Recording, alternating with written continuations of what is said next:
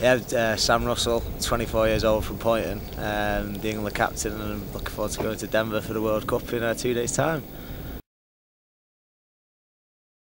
I all started off when I was, I think, 12 years old. They have a thing called pop lacrosse, which is like a plastic non-contact version that they introduce us with in primary school. And they have Americans come in and they coach you with the idea of then, if you like it, bringing you down to a local club like Poynton, and that's exactly what happened. A guy called Eric Faust came in and taught a few of us how to play lacrosse, and 5 of us, of really close friends, liked it, and we ended up all coming down to Poynton at the age of 12 and been here ever since.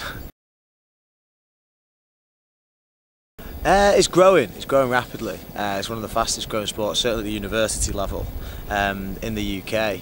It's quite a bit of a hub based around Manchester though. I think predominantly all bar a couple of the England team are all based sort of as far as Sheffield, Oldham and Leeds way, and then mainly around Manchester. There's not much further outside, but there is also a hub down south that's growing rapidly, so it's kind of centralised around London and Manchester, but with the growth of the university game it's starting to spread out, which is nice to see.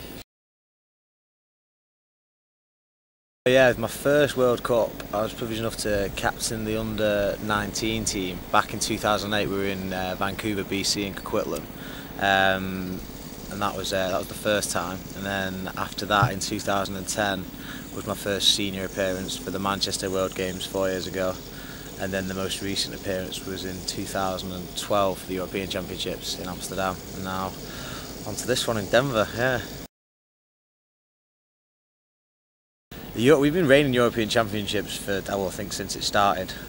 So that we're strong in Europe and in the World Games. A long time. I couldn't put a date on it, but I think it's grown rapidly, sort of over the last 8 years. I know that Manchester we had something like, I think it was 28-30 teams participating, which was the most ever. And now this year in Denver, Colorado, they're looking at having 38 teams participate, so it's really, the other nations are picking it up. I think the first African nations in this World Cup, right, and Uganda, and so it's growing, it's good to see.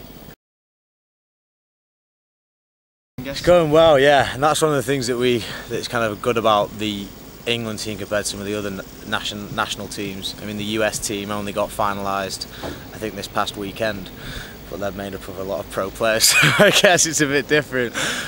Sort of the Australian team and the Japanese team, which are sort of our closest rivals, obviously they're spread out a lot more geographically, and they'll come together, sort of once or twice a month, however they do it. But this probably whole training process has been for 2 years, I'd say.